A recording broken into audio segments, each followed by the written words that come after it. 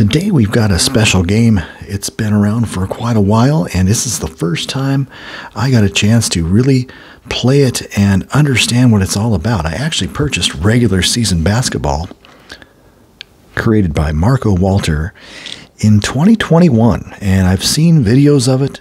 Guys like Dave Gardner, Hexton Games on YouTube have had reviews and playthroughs of this game, but I just never seem to find the time to play some regular season basketball. So here I am today with a little bit of a demonstration and my thoughts on the game. First off, they've got a pretty good website if you're interested in this game. You can just Google regular season basketball and with Marco Walter, and you'll find that website. And it comes across pretty easy to understand, and every game is in PDF format. So anyway, I wanted to take a look briefly at the rules of the game. The website kind of has a few indicators, but this actually is the symbol remarkably similar to like an NBA logo, or an ABA logo or something of that nature. Really cool symbol. There's the Jerry West logo on my 1970 NBA guide I recently acquired. But anyway, you start off with a table of contents, and basically there are basically three different ways to play this game. And the first way would be even simpler than just the basic game. The setup is that you basically get a score sheet. You don't throw the players in the lineup. The players are introduced to the game as they accumulate statistics. So you could actually play a game and roll the dice approximately 32 times. That's 16 times per team. And the result of the dice is directly related to the score of the game. As a matter of fact, I will show you this little grid right here. And this is just for one team's score. You will roll two dice. One will be an off-color die, one will be maybe a white die, and they'll represent the digits in the game. Say this roll right here, that is 64. It's not 10.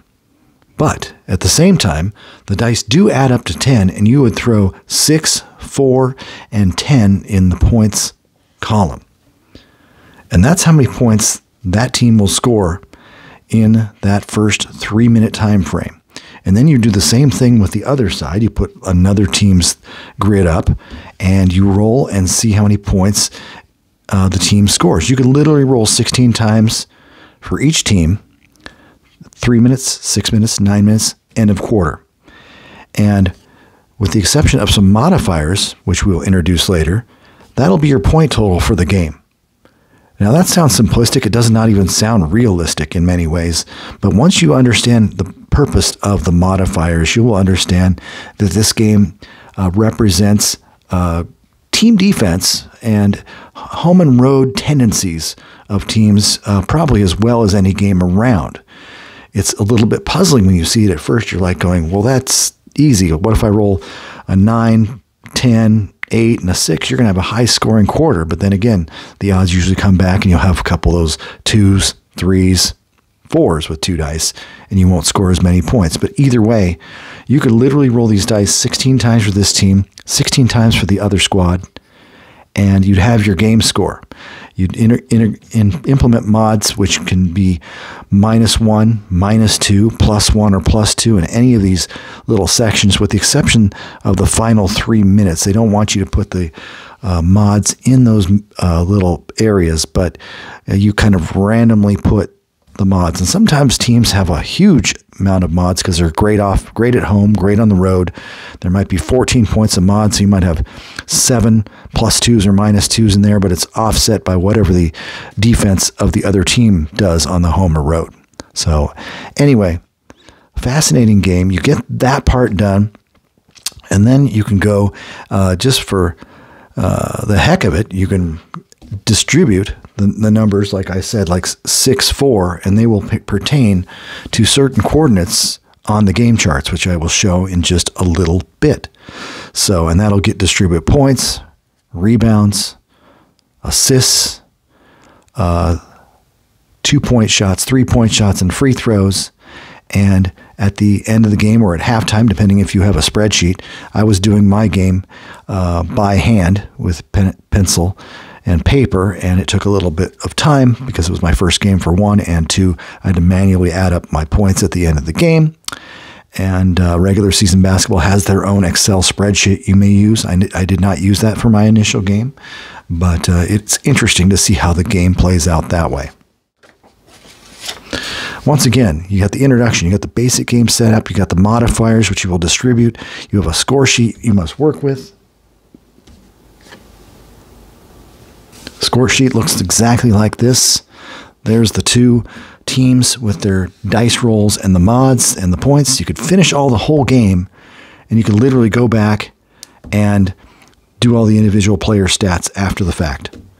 You know, it's divided into first, second, third, and fourth quarter points, rebounds, assists, and they also have steals, blocks, minutes, and things like that that are part of the advanced game. The advanced game just introduces more stats. Now, the question will be, after doing all of this, are these stats accurate, reasonably accurate, not accurate at all? Is it just a fun game to play? Marco Walter's reasoning behind this game, for the most part, was to have a game with a limited footprint, be able to take it anywhere. He would use an example of say you're going on your lunch break from work or something. Can you get a game in that amount of time? He swears up and down you can do this in 30 minutes. And I think based on whether you play just rolling up the scores and the modifiers, or you add the stats in there, for the basic game, you can probably do it. If you have the advanced version down here at the bottom, chapter 4, you're going to have a little bit more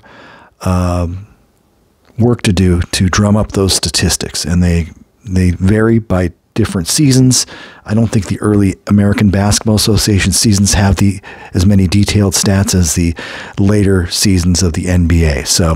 But anyway, that's how you get started. I showed you the score sheet. I showed you roughly how to play, but let's see what the mission statement here is on Marco Walter's game. Let's see. Oh, that's right. I copied these on two sides. So here we are.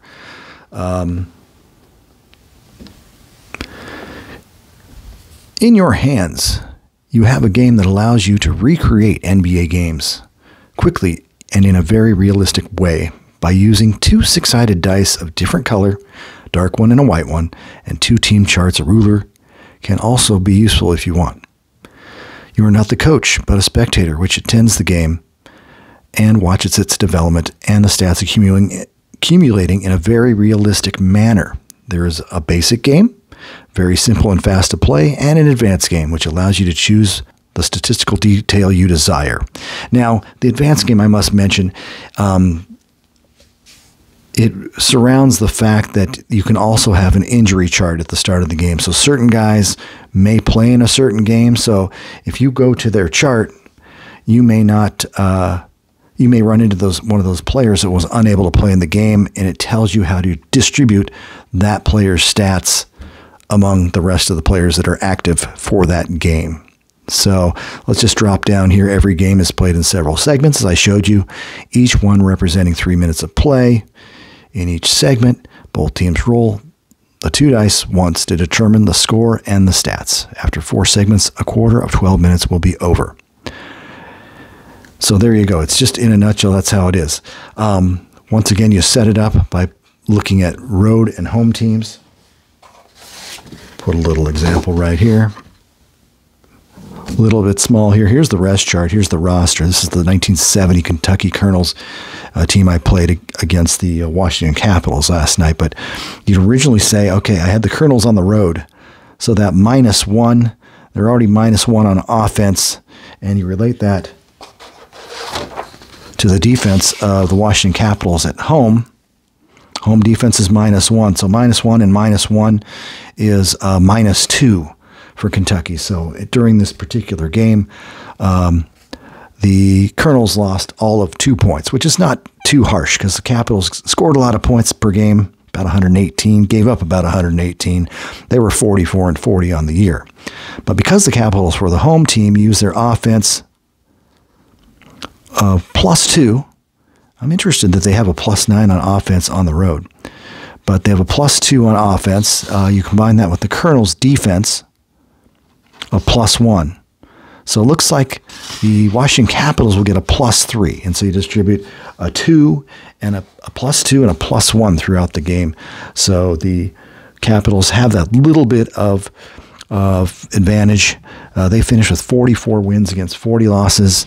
And the Colonels finished with one more win, 45 wins and 39 losses. So it was pretty much a shooter's fest. Not a ton of defense. There are other teams that are much better, that play significantly better defense than the 1970 Capitals and 1970 Colonels. Once again, here we have kind of a description of how the points are distributed after you do your initial dice rolls. Once again, like I said, you get a 3-1, which is a 31. And you give 0 for 1 shooting to Powell, 2 for 2 field goal shooting to Ron Artest, a free throw, 0 for 1 for Ron Artest, a 3-point shot only in the fourth dimension of the final of each quarter. There's the final, there's the third, there's the second, there's the first. Do you count 3-point shots? Now, in this particular case, Ron Artest, it's Shannon Brown. So it's 0 for 2. So say Brown gets an 0 for 2 in that final, the fourth quarter of the quarter, just so to speak. You must compensate by removing 2 field goal attempts. If he's not in here, if Brown is not in here, and he typically would be, you would probably take the a field goal attempt away from Powell. He'd probably go 0 for 0, and you probably remove a field goal and a field goal attempt from Ron Artest, because you got to even out. Well, probably not. That would be very difficult, because you'd have an 0 for 2 for Brown, but you got to keep the amount of points the same. So you'd have to definitely remove a field goal from Powell, and maybe you'd even make Brown 0 for 1, because you don't have any other field goal attempts to remove that would change the outcome of the game. You couldn't go 2 for 1 from the floor. So it gets a little bit fuzzy for me when the three-pointer is involved. There's a lot of seasons that didn't have the three-pointer, and you don't have to worry about that final 3 minutes per quarter where a three-point shot is being taken.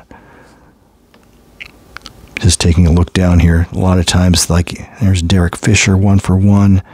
So yeah, you'd probably take away a field goal attempt from Kobe Bryant, and maybe an attempt. You could take an attempt from Morris, and you kind of work it into the original stats. You do not want to alter the shots per game overall, because the creator has built in the amount of shots into the game based on the play itself, Marco Walter. Here's the modifiers down here, the +2, the +1. As these segments occur, -1, -2, you learn who to take the attempts away from. Who loses? You lose 2 points there, a free throw there, gain a free throw there, gain a 2-pointer there. And it's really interesting how that all plays out. Almost a little confusing if it's your first game. And finally, you get to this part where you have the advanced game. I only have the basic instructions here, but the advanced instructions are easy enough to find. And once again, you're introducing minutes played by each player, some playoff rules. When a player is injured, how do you compensate for that? You actually have 6 fouls, disqualifications, steals and block shots, possessions and turnovers. So it just gets a little more complex. The demonstration I'm going to provide will be the simplest format, where I'm just doing field goal attempts, free throw attempts, 3-point attempts, assists, rebounds, total points. Here's a look at my final score sheet. First game ever of regular season basketball, Kentucky versus the Washington Capitals, 69-70 ABA. And once again, I'm telling you, this grid is pretty much the motor for the entire game. This is a blown up version of it. But anyway, this is your score sheet, your typical size. This is pretty jammed and pretty tight. If I had any criticisms, the score sheet fields are quite tight. And in addition, the team sheets are a little bit tight. I almost wish Marco would have taken these capitals, thrown all that information into this corner, and blown up this grid to about double its size, because it's just so much to read in this little space for field goals, free throws, 3 points, offensive rebounds, defensive rebounds, and assists, and even more. I mean, you could have thrown the rest chart up here, or regular grid up here, rest chart here, roster in this corner, but it just seems a little bit small to me. But other than that, it's very well done. It's very precise. I love the color. That's why I had them printed out in color. Of course, I did the rounding of the corners this week just because I'm a corner rounder guy. I use the 10 millimeter attachment. So in lieu of having two little cards, you know, for fast break, offensive and defensive, or a Stratomatic elongated card, or a PTG card that looks like an APA card, or even little cards like Status Pro basketball cards, or even Highlight Maker hoops. They're little tiny cards. This is our card. This is the only thing that comes with the team's play. So once again, it's out of convenience. It's very easy. And once again, you're kind of doing things in phases. You're first going to go and roll the dice. You roll your first dice and say you rolled a 2, which is a very low number, which you go 1, 1, whatever modifications were awarded by the defense, and you put 2 points in that column. You're only going to score 2 points in that 3-minute stretch. But if it's modified and you get a +1 or a +2, it could be 3 or 4. So you just do that over and over again. You first roll the dice for one team, and then you go and flip the sheet over to the Kentucky Colonels, and then you roll the dice for the other team. Now, I did a little bit of a shortcut, and I rolled the dice 1, 2, 3, 4 for Washington, then 1, 2, 3, 4 for Kentucky, and I put all the numbers in there with all the mods, which is what you do at the start of the game. And then I followed that up with syncing up the totals. Then I looked at the 1, 1, and I say, you know what? I needed for Washington, the 1, 1's Barrett, and he goes 0 for 3. Harge goes 2 for 2. Card goes 0 for 2 from the line. Then I look at the 6-minute mark, and let's just say it was 4-3. And Harge gets a 1 for 3 from the floor. George Carter 2 for 2 from the floor. And you're slowly writing those players as they appear for the first time on your score sheet. As a matter of fact, looking at this score sheet, Goose Ligon, who finished with 17 rebounds and 22 points, is the first guy that had statistics. So he's first. Daryl Carrier second. Louis Dampier third. Sam Smith, a forward, he was fourth. And Tommy Cron, Geno Moore, Rex Chapman's dad, Bud Olson, Tinsley, Willie Murrell, and Steve Chubin even got in the game late. So it slowly distributes things. There's no need for substitutions. There's absolutely no need to worry about adjusting your lineup because the stats come to you. You don't make the coaching decisions. You really don't coach in this game. That could be a criticism, but it's also an interesting statistical analysis. That didn't bother me as much as just the fact it was just a little bit arduous to find out how to adjust the stats when it's the fourth time of a last 3 minutes of a quarter, and I had to subtract some things because I needed to keep the field goals and free throws and three-point attempts in order with the number of attempts for the game. But in this particular game, the Colonels got off to a solid start with 33 points, and I had to look at Dave Gardner's video just to make sure I was doing it right. And I was doing it wrong. I had 36 points. I did not subtract for like a 3-point field goal or something. Yeah, Louis Dampier. And then the Warriors, I'm going to call them the Warriors because Rick Barry played for the Warriors. The Capitals had a booming 40-point first quarter. They had a couple rounds where they went 6-6 at the end of the quarter, and they went 5-6 to start the quarter. So there's a bunch of points right there, 23 points right there. So, and they just continued on. They led 77-56 at halftime. I ended up giving Mike Barrett the MVP because he was kind of consistent through all 3 or 4 quarters, but I could have given it to Rick Barry, who was just 7 for 11 from the floor, a little low number of field goals, but made all 12 of his free throws and threw in 26 points. But Rick only took 2 shots, 2 free throws in the whole second half. But see, you don't know who's on the bench at this time. You don't know who's playing. There's a minutes advanced feature that I did not use, so I don't really know how many minutes he would be given credit for. But I think the earlier you're in this lineup here, you're given more minute minutes per game. So either way, I was going to make one other note. Another MVP candidate, Ira Harge, center forward, shot 5 of 13, but he had 14 rebounds in the first quarter, which is unusual. And of course, you're supposed to adjust the rebounds based on the number of shots taken. You can have more. You can't have more rebounds, and they do have offensive and defensive. I just didn't count it. I gave a 2 on the left side and a 3 on the right side here to Goose Ligon, who had 17 boards. But at the end of the day, I just decided to put the totals. And another thing was, 29 rebounds, 10 points for Ligon. Barry finished with 26, 23 for Barrett, the MVP. Larry Brown, the starting point guard, was just 0 for 5, but was 9 for 10 from the line. So he finished with 9 points and 6 assists. And those who know Larry Brown, the longtime head coach in college and professional basketball, he led the ABA in assists at least its first 2 years.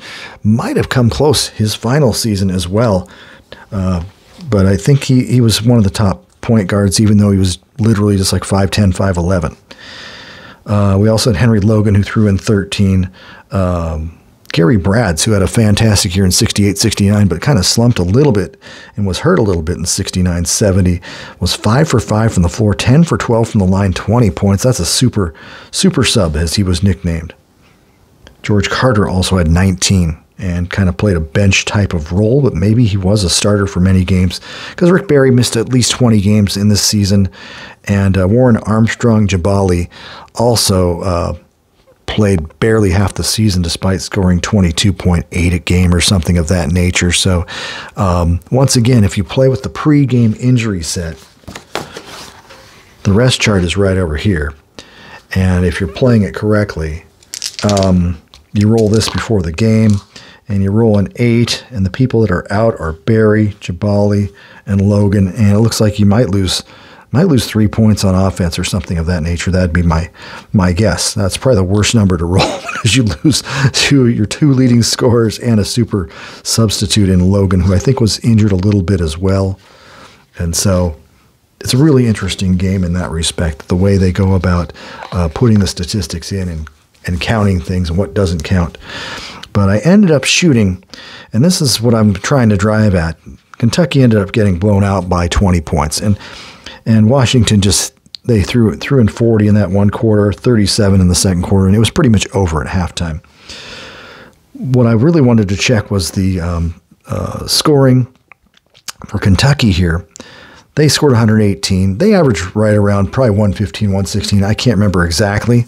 But the best amazing part was they took roughly 99.5 shots per game or something, and they shot 100.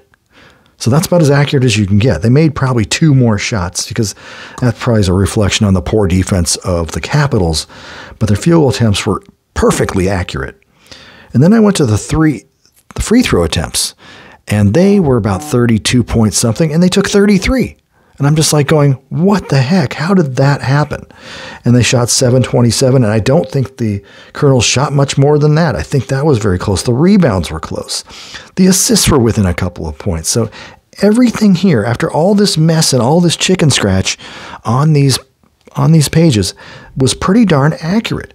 As for the Capitals, they obviously scored about 20 points higher than their typical average, but they're playing a team that's not a super defensive team. And they shot reasonably well. Their field goal attempts were very close. Their free throw attempts, I think they averaged 38-3 or 39, which is the highest in the league. They took 44, totally within the margin of error. And this is just one individual game. They had 63 rebounds. I think they had about as many rebounds as anyone in the league, so that's probably not far off. And they were the league's leading assist team. I think they might have averaged 23 or 24 assists. They got 27, a total reasonable number. And all these are going to be on the high side because they scored 138 points a game. So that's just one game sample. Accuracy-wise, I'm incredibly impressed with Marco Walter's product here. And that means a lot to me. I love the fact that these games, even no matter how they get to their final result, the accuracy factor is just incredible. I mean, Louis Dampier, I think, took 7 3-pointers a game. He went 4 for 8. I mean, Darryl Carrier did not get a 3 off, which is surprising. But the team averaged about 11 three-point attempts per game. They took 9. I mean, that is totally within the realm of possibility. So it looks like you're just doing a lucky dice roll here. But when it comes right down to it, you're actually playing a very statistically accurate game. I didn't want to subtract field goal attempts. I thought I was going to be too low on them for like the three-pointers I shot. Then I had to subtract the amount of attempts of three-pointers and the points to make it all even out. It turned out to make it perfectly accurate. So Marco Walter knows something here that we don't. He has a formula here that really works. This is just one example of one particular game. But overall, I have to say I'm impressed with that more than anything else about this game. It doesn't flow like a normal basketball game. You kind of roll dice rolls, and it looks like you're playing lucky. Whoever's getting the higher dice roll is going to win, and that ultimately was the case in this one. Caps are just going to get a little bit lucky, but the next game, say the Colonels are at home, they get a little more advantage. It could turn around. I've also got seasons, the 1971-72 season, which I'm going to have to try and play that because the Los Angeles Lakers, they won 69 games. An incredible season, went all the way to the finals, and they scored the most points in the league, but they also gave up a fairly low amount of points considering their high pace of offense. So, they're probably good on the road and at home or on the neutral court. And that's what I was telling you all about. Kentucky Colonels, they played 4 games on a neutral court. So somewhere outside of Freedom Hall, they played some game that was neutral. And they must have done really well on their neutral court because they got a +10 on offense. They're a little high +1 on defense. But that's going to give them 5 two-pointers. That will give them an extra 10 points just to play in a neutral court. So the Colonels are yearning for neutral court action. On the road, they weren't too bad. They're pretty much a 500 team, it looks like. Well, they're 15-24, but they don't get damaged offensively or defensively. And then, of course, at home, they get a little more defense and they got a little more offense. They were 27-14, played like a division-winning club. So, Washington Colonels, by contrast, you're not going to get that. They're pretty average at home, 21-10. They were pretty okay on the road. They scored a lot, but they gave up a lot more. And, of course, on the neutral court, they were 5-8. Scored a lot, once again, gave up a lot of points as well. It was only at home where they actually play really good defense. So, Uline Arena, Washington Coliseum, that's pretty darn awesome. So, anyway, that is what I've discovered with my first play of regular season basketball.